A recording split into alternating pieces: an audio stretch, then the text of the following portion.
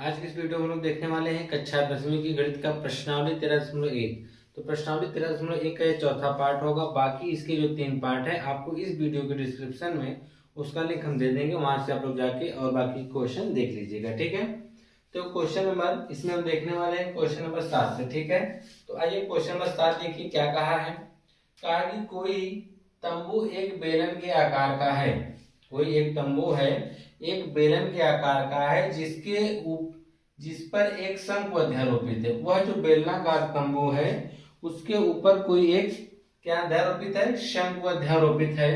यदि बेलनाकार भाग की ऊंचाई और व्यास क्रमशः 2.1 मीटर और 4 मीटर है तथा शंकु की तिर्यक ऊंचाई कितनी है? 2.8 मीटर है, तो इस तंबू को बनाने में प्रयुक्त कैनवस का क्षेत्रफल ज्ञात कीजिए। साथ ही 500 रुपए प्रति मीटर स्क्वायर की दर से इसमें प्रयुक्त कैनवस की लागत भी ज्ञात कीजिए। तो देखिए जो यह क्वेश्चन में कहा, पहले इसका हम चित्र बनाएंगे। ठीक है, चित्र बनाते ही आपको सब कुछ क्लियर हो जाएगा। कहा कि कोई तंबू बेलन के आकार का है, तो चलिए हम एक तंबू बनाते हैं। कुछ इस प्रकार से वो बनेगा, जो कि अब बेलन हो गया। ठीक है, यह तंबू का जो निचला हिस्सा वह कैसा है? बेलनाकार है। फिर कहा है कि जिसपे ऊपर एक शंकु अध्यारोपित है, इसी के ऊपर क्या अध्यारोपित है? शंकु अध्यारोपित। आपने इस शंकु को भी इस पे क्या किया? अध्यारोपित कर दिया। ठीक है, अब उसके बाद देखिए क्या कहा गया है। कहा है कि यदि बेलनाकार भाग की ऊंचाई और व्यास क्रमशः 2.1 मीटर और 4 मीटर है। कहने का मतलब क्या है कि इसकी ऊंचाई दे रहा है, ऊंचाई यही न होगी बेलन की, तो बेलन की जो ऊंचाई दे रखा है वह 2.1 मीटर दे रखा है, तो हम यहाँ पे लिख देंगे 2.1 मीटर क्या बेलन की ऊंचाई हो जाएगी। ठीक है, तथा शंकु आगे कहा है कि बेलन की ऊंचाई और व्यास कितना दिया है? 4 सेंटीमीटर। तो जो बेलन का व्यास है यहाँ पे दिया है 4 सेंटीमीटर ने, तो यह जो पूरी यहाँ से यहाँ तक की माप है, व्यास है, वह 4 मीटर दे रखा है बेलन का। ठीक है, तो त्रिज्या कितनी होगी? तो त्रिज्या तो 2 ही मीटर होगी ना, क्योंकि इसकी क्या होगी? आधी। जो बेलन की त्रिज्या होगी वही शंकु के आधार की भी क्या होगी? त्रिज्या होगी। ठीक है, और कहा है कि तथा शंकु की तिर्यक ऊंचाई 2.8 मीटर है। तो यह शंकु हो गया, इसकी यह तिर्यक ऊंचाई है, यह कितनी हो जाएगी? 2.8 मीटर। शंकु की तिर्यक ऊंचाई की हम बात करेंगे कि शंकु की जो तिर्यक ऊंचाई होगी वह कितनी होगी? 2.8 मीटर होगी। तो कहा है तो इस तंबू को बनाने में प्रयुक्त कैनवस का क्षेत्रफल ज्ञात कीजिए। जो यह तंबू बना है इसका क्षेत्रफल, यानी जो कैनवस है, जो कपड़ा लगता है समझ लीजिए। ठीक है, उस कपड़े का आपको क्या बताना है? क्षेत्रफल बताना है, कितना जो इस तंबू को बनाने में लगा हुआ है। ठीक है, और साथ ही साथ आपको बताना है कि 1 मीटर स्क्वायर का जो खर्च है वह 500 रुपया है। तो टोटल इस तंबू को बनाने में कितना रुपया खर्च हुआ होगा। ठीक है, तो देखिए अगर आप किसी भी चीज को बना रहे हैं, तंबू, आप लोग जानते हैं कि तंबू यानी चारों तरफ उसकी तरफ कपड़ा लगाया जाता है। ठीक है, तो जो चारों तरफ कपड़ा लगाया जाता है, तो इसका मतलब हमको निकालना पड़ेगा इसका वक्र पृष्ठ, क्योंकि इसी से जिस चीज से घिरकर आपकी आकृति बनेगी वह क्या होगा? कपड़ा। तो उसी कपड़े का हमको क्षेत्रफल निकालना पड़ेगा, तो यानी हमको निकालना पड़ेगा वक्र पृष्ठ। ठीक है, तो चलिए वक्र पृष्ठ कैसे हम निकालेंगे? बेलन का अलग निकालेंगे और क्या कहते हैं, शंकु का अलग निकालेंगे। ठीक है, यह दोनों को एक साथ निकाल के जोड़ देंगे तो हमको यह पता चल जाएगा कि इस पूरे तंबू को बनाने में कितना कपड़ा लगेगा। अब लगाने का तरीका क्या होना चाहिए आपका? तो पहले हर क्वेश्चन को हम किस प्रकार से करेंगे? तो हल करने के लिए हम क्या करेंगे? जो भी चीजें हमको पता है पहले उनको लिख लेंगे। जैसे कि हमको पता है बेलन की त्रिज्या और शंकु की त्रिज्या दोनों 2 मीटर है। ठीक है, लिखेंगे, यहाँ पे लिखेंगे, चाहे लिखिए शंकु लिख दीजिए, शंकु की त्रिज्या। तो जो शंकु की त्रिज्या और बेलन की त्रिज्या दोनों सेम है, इसलिए हम इसे r से व्यक्त कर देते हैं। ठीक है, या स्मॉल r से व्यक्त करते हैं। ठीक है, वह कितनी है? 2 मीटर है, क्योंकि जो बेलन की त्रिज्या होगी वही शंकु की भी त्रिज्या होगी। और हमको पता है कि शंकु की तिर्यक ऊंचाई, यहाँ पे लिखेंगे शंकु की तिर्यक ऊंचाई, या तिरछी ऊंचाई भी बोल सकते हैं, या तिर्यक ऊंचाई, दोनों नाम से जाना जाता है। इसको हम व्यक्त करते हैं स्मॉल यल से। किससे व्यक्त करते हैं? स्मॉल यल से। स्मॉल यल बराबर दे रखा है 2.8 मीटर। कितना दे रखा है? 2.8 मीटर। यह शंकु की तिर्यक ऊंचाई है और यह भी एक शंकु की ऊंचाई है जो है ऊर्ध्वाधर ऊंचाई है, जिसे हम व्यक्त करते हैं यश से। किससे व्यक्त करते हैं? यश से। यह ऊर्ध्वाधर ऊंचाई है और यह तिर्यक ऊंचाई है, दोनों में अंतर। अगर यह देखेंगे तिर्यक है और यह जो सीधी इसको बनाया गया इसको ऊर्ध्वाधर ऊंचाई बोलते हैं, जो कि स्मॉल एच है। ठीक है, तो शंकु में हमको दो चीजें पता है। हमको यह पता है कि यहाँ से यहाँ तक इसकी जो त्रिज्या होगी वह 2 मीटर होगी और इसकी तिर्यक ऊंचाई 2.8 होगी। अब आ जाइए बेलन में। बेलन में भी त्रिज्या 2 होगी और ऊंचाई 2.1 मीटर होगी। तो यहाँ पे हम लिखेंगे कि बेलन की त्रिज्या, देखिए इसको भी हम स्मॉल आर ही मानेंगे। क्यों?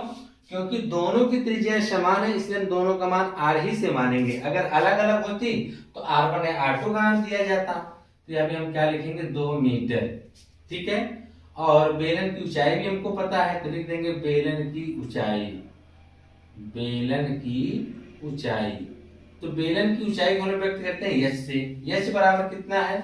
2.1 मीटर। कितना है? 2.1 मीटर। अब हम यह देखेंगे इस तंबू को बनाने में, यह तो आपने वहां पे लिख लिया है, तो इस तंबू को बनाने में आपको कितना कपड़ा लगेगा, यानी कितना कैनवस लगेगा। लिखेंगे तंबू बनाने में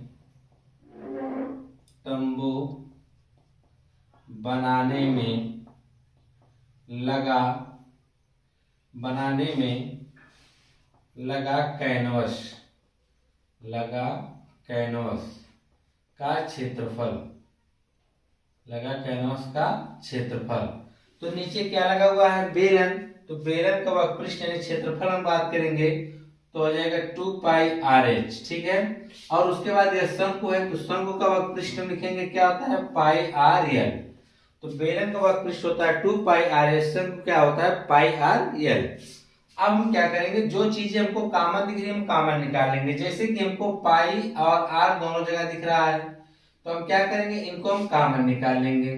तो हम जब पाई R निकालेंगे तो क्या बचेगा? 2H।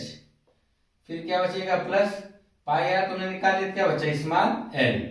पाई का मान हमारा कितना है? 22/7 है, गुणे R का मान देखेंगे तो R का मान यहाँ पे 2 है, कोष्टक में 2 गुणे H का मान कितना है? 2.1 रखेंगे, प्लस L तिर्यक ऊंचाई 2.8 है, यहाँ पे हमने 2.8 रख दिया।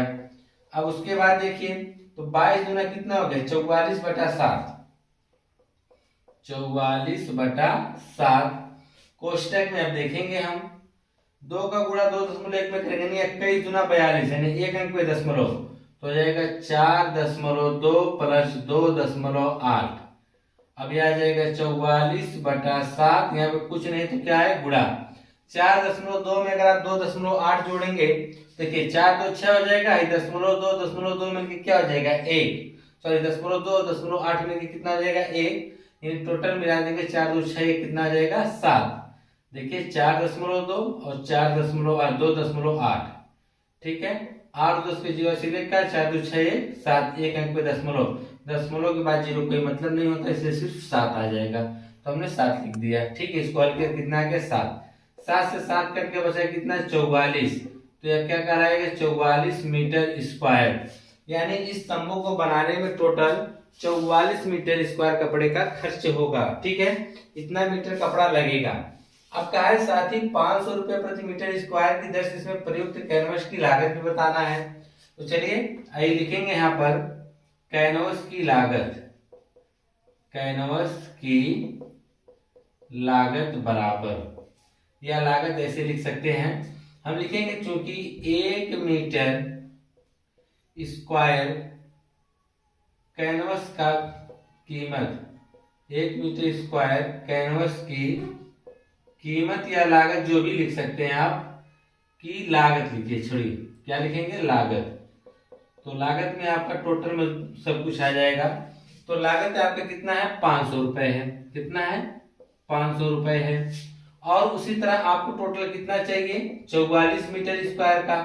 तो 44 मीटर स्क्वायर कैनवस की जो लागत होगी 44 गुणे कितना होगा? 500। ठीक, 2 0 हम नोट कर लेंगे। 5 के 20 की 0 2 का, 5 के 20 2 22 आ जाएगा 22,000 रुपए। कितना आएगा? 22,000 रुपए आएगा। यानी इस तंबू को तैयार करने में टोटल जो कैनवस के खर्च की जो लागत मूल्य आएगा वो 22,000 रुपए आएगा। ठीक है, आइए नेक्स्ट क्वेश्चन देखते हैं। तो यहाँ पे हम देखेंगे क्वेश्चन नंबर 8वां क्या कहा है। 8वें में कहा है कि ऊंचाई 2.4 सेंटीमीटर और व्यास 1.4 सेंटीमीटर वाले एक ठोस बेलन में से इसी ऊंचाई और इसी व्यास वाला एक शंक्वाकार खोल काट लिया जाता है। शेष बचे ठोस का निकटतम वर्ग सेंटीमीटर तक पृष्ठीय क्षेत्रफल ज्ञात कीजिए। कहा कि कोई एक ठोस बेलन है। ठोस बेलन का मतलब आप ये समझ सकते हैं कि कोई एक लकड़ी का गुटका ही समझ लीजिए, कुछ इस प्रकार से उसकी आकृति है। मान लीजिए लकड़ी का कोई गुटका है, समझ लीजिए, ठीक है, और यह ठोस है, इसका मतलब ये पूरी तरह से भरा हुआ है, यह लकड़ी ही है। ठीक है, अब कहा गया है कि यह जो इसका जो ऊंचाई दे रखा है 2.4 सेंटीमीटर है। यह जो ऊंचाई इसकी दे रखा है वह 2.4 सेंटीमीटर, तो हमने 2.4 सेंटीमीटर इसकी ऊंचाई बना दिया है। फिर कहा कि इसका जो व्यास है वह दे रखा है कि 1.4 सेंटीमीटर है। इसका जो व्यास है यहाँ पे टोटल जो व्यास दे रखा है वह कितना दे रखा है 1.4 सेंटीमीटर। तो इसकी हम त्रिज्या की बात करेंगे तो कितना होगा, तो 1.4 का हम आधा करेंगे तो आपका आ जाएगा 0.7 सेंटीमीटर। इसकी जो त्रिज्या होगी वह कितनी होगी 0.7 सेंटीमीटर की त्रिज्या होगी। फिर कहा है कि इस ठोस बेलन, उसका मतलब यह है कि वो लकड़ी का कोई गुटका है। ठीक है, अब इसी में से हमको क्या करना है कि इसी व्यास वाला एक शंक्वाकार खोल काटना है। ठीक है, तो इसी में से हम एक शंक्वाकार खोल कुछ इस प्रकार से काटेंगे। देख रहे हैं, यह शंक्वाकार खोल आपने काट के निकाल लिया है। अब उसके बाद क्या है कि शेष ठोस का निकटतम वर्ग सेंटीमीटर पृष्ठीय क्षेत्रफल बताना है। ठीक है, इसका पृष्ठीय क्षेत्रफल कितना होगा। तो देखिए जब शंक्वाकार में काट के निकालेंगे तो यह क्षेत्र जो हम बना रहे हैं, जो इसको हम भरा जा रहा है, यह क्षेत्र उसमें बच जाएगा। यह जो क्षेत्र होगा उसमें क्या होगा, बच जाएगा। और वह जो बीच वाला एरिया वह पूरी तरह से क्या होगी, खाली हो जाएगी। तो यहाँ पे अगर आप देखेंगे एक इमेज अपने दिमाग में बना लीजिए और ये नीचे वाला भी एरिया आपका इसी तरह पड़ा रहेगा। और एक इमेज बनाइए आप लोग कि कोई एक लकड़ी का गुटका है जिसके बीच में से हम लोग क्या करें, शंक्वाकार काट रहे हैं। जब शंक्वाकार काटेंगे तब देखिए पूछा कि इसका पृष्ठीय क्षेत्रफल कितना होगा। क्या पूछा गया है कि शेष बचे ठोस का पृष्ठीय क्षेत्रफल। तो यह देखिए जो बेलनाकार लकड़ी है वह बाहर बाहर चारों तरफ पूरी तरह से नहीं, जिनको आप टच कर सकते हैं आसानी से, वह आपका क्या समझिए वक्र पृष्ठ है। तो इस बेलन को हम बाहर बाहर पूरी आसानी से टच कर सकते हैं क्योंकि इसके बाहर बाहर इसका वक्र पृष्ठ लगा हुआ है। ठीक, यानी बेलन का पूरा वक्र पृष्ठ यहाँ पर बचा हुआ है लकड़ी काटने के बाद।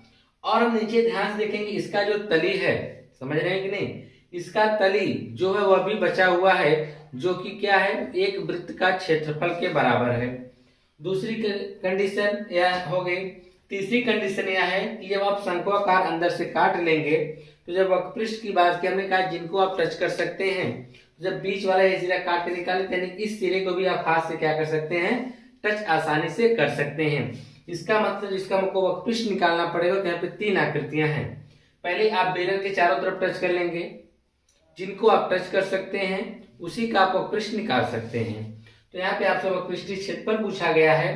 तो इस बेलन के जब हम काट के देखिए, बेलन है तो यह पूरी तरह से लकड़ी का गुटका समझ लीजिए। अब उसमें से बीच से काट के शंकु निकाला गया है ना, शंक्वाकार भाग जब निकाल लेंगे तो यह बेलन का जो चारों तरफ लकड़ी का जो यह आवरण है लकड़ी, इसका पृष्ठ तो बचा हुआ है जिसको आप कहते हैं वक्रपृष्ठ। इसको आप आसानी से हाथ से क्या कर सकते हैं, टच कर सकते हैं। और लकड़ी का ऊपरी वाला हिस्सा ने आपने काट के निकाला है ना, उसको खाली कर दिया है, लेकिन निचले हिस्सा तो पड़ा हुआ है जिसको आप क्या कहेंगे, यह वृत्त के क्षेत्रफल के बराबर नीचे वाला हिस्सा होगा। ठीक, और तीसरा कंडीशन, अंदर से भी आप इसको टच कर सकते हैं क्योंकि लकड़ी जब काट के आप निकाल देंगे तो अंदर से भी आप इसको टच कर सकते हैं। यानी टोटल यहाँ पर वक्रपृष्ठ के लिए 3 आकृतियां बन गई हैं। अब इन्हीं तीनों का हम निकाल देंगे वक्रपृष्ठीय क्षेत्रफल, तो हमको पता चल जाएगा कि जो यह शेष ठोस बचा उसका वक्रपृष्ठीय क्षेत्रफल कितना होगा।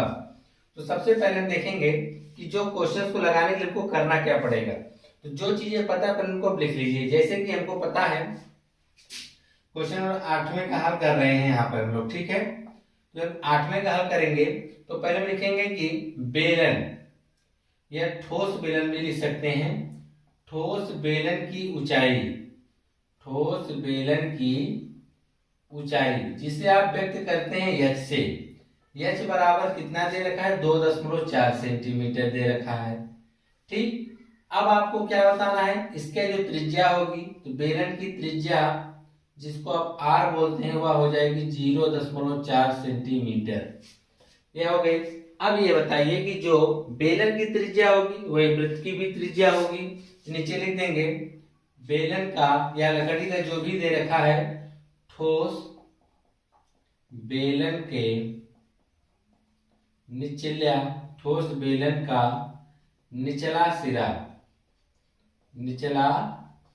सिरा एक वृत्ताकार होगा, एक वृत्ताकार होगा। कैसा होगा, एक वृत्ताकार होगा।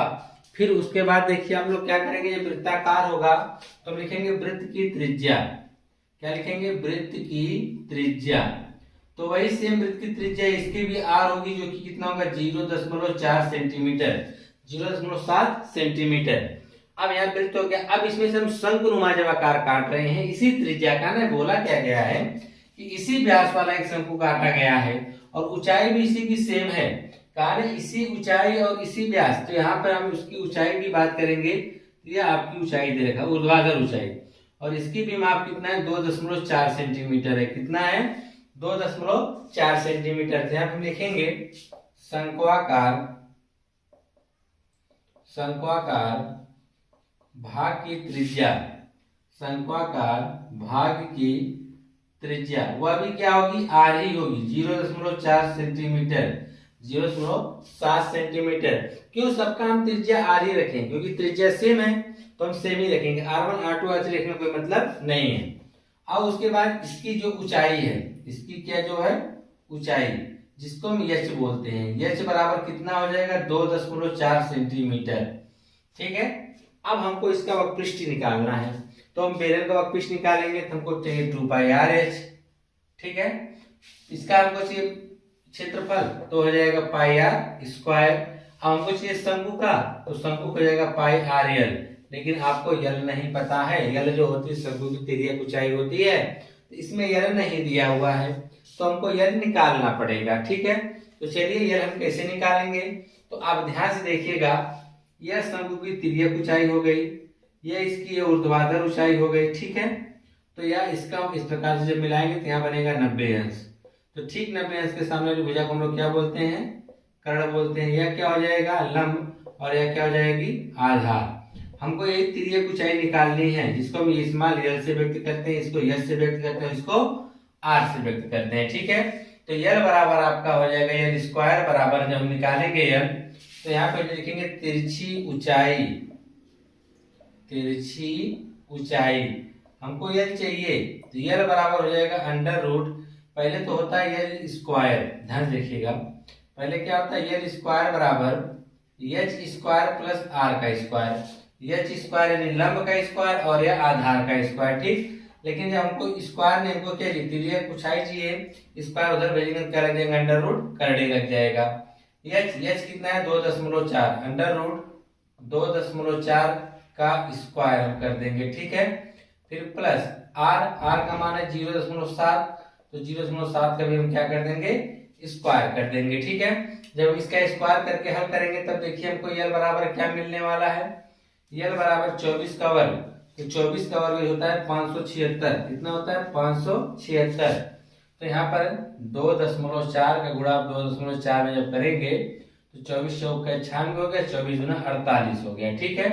6 7 5 2 अंक यानी 5.76, 5.76 प्लस 7 का वर्ग यानी 49 यानी 2 अंक पे दशमलव लग जाएगा, तो हो जाएगा यह 0.49। अब इन्हीं को जोड़ना है, तो नीचे जोड़ देते हैं, दशमलव नीचे दशमलव, यह हो गया 4 9 9 6 15 5 अस्सी का 7 4 11 12 2 अस्सी का 6 आ गया। अंडर रूट यल बराबर करड़े में 6.25, कितना आ गया, 6.25 आ गया। अब इसका हम वर्गमूल जब निकालेंगे तब हमको देखिए क्या मिलने वाला है। जब इसका वर्गमूल निकालेंगे तो 625 का वर्गमूल होता है यल, 625 का वर्गमूल क्या होता है, 25। लेकिन यहाँ पे 2 अंक पे दशमलव है ना, तो इसमें आएगा जब बाहर निकलेगा तो 1 अंक पे दशमलव हो जाएगा। कैसे? जब आप 2.5 का 2.5 में गुणा करेंगे तो 10 क्या 25 का वर्ग कितना होगा 625, और 2 अंक के दशमलव लगाएंगे। समझ में आ गई बात की नहीं? यही चीज का गुणा करेंगे दोबारा ये चीज आ जाएगा। ठीक है, तो यह आ गया यल, यानी त्रिज्या पूछा है आपने निकाल लिया, कितना आ गया 2.5 सेंटीमीटर।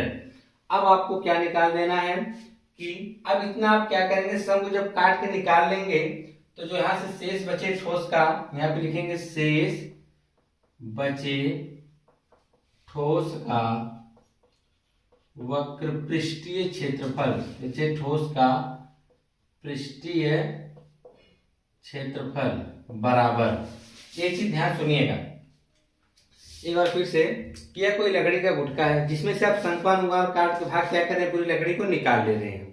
शंक्वाकार भाग के आपने लकड़ी काट के निकाल लिया, तो जब लकड़ी काट के निकाल लिया, अब जिन जिन सिरे को आप टच कर सकते हैं उसका आप निकालेंगे वक्र पृष्ठीय क्षेत्रफल, उसी का निकाला जा सकता है। तो बेलन के आप चारों तरफ जो लकड़ी उसको आप टच कर सकते हैं, बिल्कुल कर सकते हैं। तो बेलनाकार जो लकड़ी को टच कर सकते हैं उसका फार्मूला क्या होगा 2πRh। इसका निचला सिरा आप क्या कर सकते हैं, जो पेदी आप कर सकते हैं, या इसका निचला सिरा है उसको आसानी से टच कर सकते हैं, क्योंकि यह सिरा तो कटा नहीं है। तो यह सिरा किसके क्षेत्रफल के बराबर होगा, πr स्क्वायर के बराबर होगा, प्लस अब शंकु के अंदर भी तो आप आसानी से छू सकते हैं, यानी शंकु का वपृष्ठ भी इसमें हमको जोड़ना पड़ेगा πrl। क्लियर है? तो यहाँ पर आपका बेलन, वृत्त का क्षेत्रफल और शंकु का पृष्ठीय क्षेत्रफल आपको यहाँ पे जोड़ना पड़ेगा, तब आपको पता चलेगा कि जो शेष ठोस बचा उसका पृष्ठीय क्षेत्रफल कितना होगा। तो जो चीजें कॉमन है निकाल लीजिए, इसे πr कॉमन है निकाल लीजिए। तो हमने πr को निकाला, तो यहाँ से क्या बच गया 2h प्लस πr एक निकल गया, तो यहाँ पर आपका यहाँ पे 2 नहीं, यहाँ पर बल्कि क्या रहेगा πr रहेगा।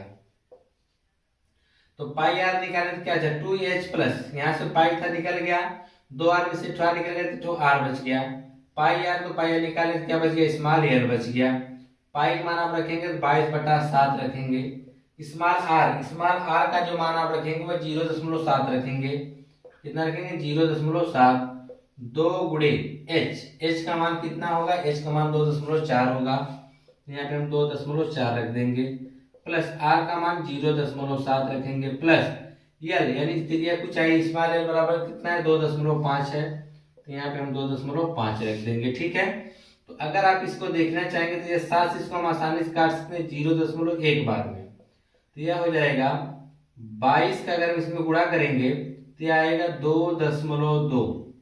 ठीक है, अंदर इसका 24 गुना 48 यानी 4.8 आ जाएगा, प्लस यह 0.7 रहेगा, प्लस 2.5 रहेगा। ठीक है, अब सबको जोड़ना है, तो 4.8 और फिर ये दशमलव नीचे दशमलव 0.7 फिर 2.5 जोड़ दीजिए इसी को। अब तो 8 7 15 5 20 की 0 80 2 का हो जाएगा, 4 2 6 2 8 यानी 0.8 आ गया। तो यहाँ पे कहेंगे 2.2 गुणे में कितना आ गया 8, गुणा कर इसके हम गुणा करेंगे तो 8 दूनी 16 के 6 है, इसलिए 8 दूनी 16 1 17, तो आ जाएगा 1 अंक पे दशमलव, आएगा 17.6 सेंटीमीटर।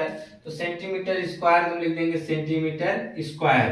लेकिन इसने कहा कि इसका जो ठोस निकटतम वर्ग सेंटीमीटर तक बताना, निकटतम अगर इसका मान लिया जाएगा तो ये 17.6 आ रहा है, कितना आ रहा है 17.6 आ रहा है। ठीक है, तो अगर ये 17.6 आ रहा है तो इसे हम कितना ले सकते हैं, आप शायद इसे 18 सेंटीमीटर स्क्वायर लिख सकते हैं। ऐसा क्यों, क्योंकि दशमलव के बाद यह 5 से ज्यादा है, अगर 5 से ज्यादा तो निकटतम मान में हम इसे 18 मान सकते हैं। ठीक है, अगर यहीं पर यह 5 से कम होता यानी 4 होता जिसे हम 18 नाम के क्या मानते हैं 17 मानते हैं, लेकिन यह 5 से ज्यादा है जिसकी वजह से इसे क्या मानेंगे 18 सेंटीमीटर स्क्वायर मानेंगे। ठीक है, तो नीचे आप लोग लिख सकते हैं कि जो शेष बचे ठोस का निकटतम वर्ग सेंटीमीटर तक इसका जो पृष्ठीय क्षेत्रफल होगा वह 18 सेंटीमीटर स्क्वायर होगा। ठीक है, यह निकटतम मान है। अगर एग्जैक्ट मान की बात करेंगे तो 17.6 सेंटीमीटर स्क्वायर आपको मिलेगा। अगर निकटतम पूछा तो निकटतम आपका कितना हो जाएगा 18 हो जाएगा। आप सोच रहे हो 17 क्यों नहीं लिए, अगर यहीं पर 17.4 होता तो इसे कहते हैं 17 सेंटीमीटर स्क्वायर होगा इसका जो निकटतम क्षेत्रफल होगा। ठीक है, अब हम बात करेंगे क्वेश्चन नंबर 9 की, जो कि इस चैप्टर का आखिरी क्वेश्चन होगा। तो आइए 9 में देख लेते हैं कैसे लगेगा।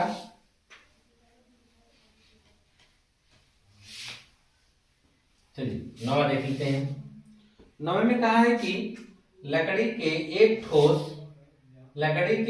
ठोस बेलन के प्रत्येक सिरे पर एक अर्धगोला खोदकर निकालते हुए वस्तु बनाई गई है। ठीक है, जैसा कि आकृति 13.11 में दिखाया गया है, यदि बेलन की ऊंचाई 10 सेंटीमीटर, जो यह बेलन दिया गया है, आकृति ऐसी बात कर रहा है, या जो आकृति की ऊंचाई जो दे रखा है वह 10 सेंटीमीटर दे रखा है। फिर कहा और इसकी जो आधार की त्रिज्या है, यानी इसके जो आधार की त्रिज्या यहाँ से यहाँ तक दे रखा है वह 3.5 सेंटीमीटर दे रखा है। ठीक है, तो इस वस्तु का संपूर्ण पृष्ठीय क्षेत्रफल पूछा गया है। क्या पूछा गया है? संपूर्ण पृष्ठीय क्षेत्रफल पूछा गया है। तो एक चीज यह बताइए, यह कहा कि यह क्या अर्धगोला है। ठीक है, यह क्या, सॉरी, यह एक बेलन है, तो आपने एक बेलन बना दिया है। ठीक है, अब इस बेलन के दोनों सिरे पर खोदकर इसको अर्धगोलानुमा एक आकार दिया गया है। क्या बनाया गया है? अर्धगोलानुमा एक आकार दिया गया है, यानी उसमें से खोद के लकड़ी मान लीजिए निकाल ली गई है, या कोई एक लकड़ी का गुटका ही समझ लीजिए, जिसमें से उसके ऊपर से खोद के अर्धगोलानुमा क्या किया गया है? निकाल लिया गया, और नीचे से भी निकाल लिया गया है। तो पूछा कि इसका संपूर्ण पृष्ठीय क्षेत्रफल बता दीजिए कितना होगा। तो आप ये चीज ये बताइए, जैसे कि अभी हमने इससे पहले क्वेश्चन में लगाया कि जिन हिस्से को हम टच कर सकते हैं उन्हीं का हम पृष्ठीय क्षेत्रफल निकालते हैं। तो यह बेलन है, तो बेलन के पूरे सिरे को हम क्या कर सकते हैं? टच कर सकते हैं, यानी बेलन का तो पृष्ठ हमको निकालना ही पड़ेगा। और साथ ही साथ यहाँ से खोद के आपने लकड़ी निकाल लिया है, जब लकड़ी का इन सिरे को भी आप टच कर सकते हैं आसानी से, तो यह आपका क्या अर्धगोला है, तो अर्धगोले का भी पृष्ठीय क्षेत्रफल आपको निकालना पड़ेगा। नीचे भी आप टच कर सकते हैं, ठीक है, इसका भी आपको पृष्ठीय क्षेत्रफल निकालना पड़ेगा। सबका निकाल के जोड़ दीजिए, तो आपको टोटल इस वस्तु का जो संपूर्ण पृष्ठ है वो आप बता देंगे कितना होगा। तो आइए क्वेश्चंस को हल करते हैं। जो जो पता पहले उसको लिख लीजिए। हमको पता है कि इस बेलन की जो बेलनाकार वस्तु, इसकी जो ऊंचाई है 10 सेंटीमीटर है। लेकिन यदि बेलन की ऊंचाई, तो बेलन की ऊंचाई को हम बोलेंगे h बराबर कितना है? 10 सेंटीमीटर है। और इसकी आधार की त्रिज्या की हम बात करेंगे, वह कितना है? 3.5 सेंटीमीटर। तो लिखेंगे त्रिज्या, यहाँ पे आपकी जो त्रिज्या दे रखा है, त्रिज्या r बराबर वह कितना है? 3.5 सेंटीमीटर है। ठीक है, और यह किसकी त्रिज्या थी? बेलन की, और इसका अर्धगोले की भी त्रिज्या वही होगी। नीचे लिखेंगे अर्धगोला, यह अर्धगोले की त्रिज्या r बराबर भी 3.5 सेंटीमीटर होगा। तो आपसे पूछा गया दो वस्तु का संपूर्ण पृष्ठ निकाल लीजिए। यहाँ पर वस्तु का संपूर्ण पृष्ठ। अब आप सोच रहे होंगे कि यहाँ पर संपूर्ण पृष्ठ की बात जब किया जा रहा है, तो यहाँ पर हम लोग बेलन का संपूर्ण पृष्ठ का फार्मूला क्यों नहीं लगा रहे हैं? तो वस्तु का संपूर्ण पृष्ठीय क्षेत्रफल के लिए। तो हम आपको बता दें क्यों नहीं आप लगा रहे हैं।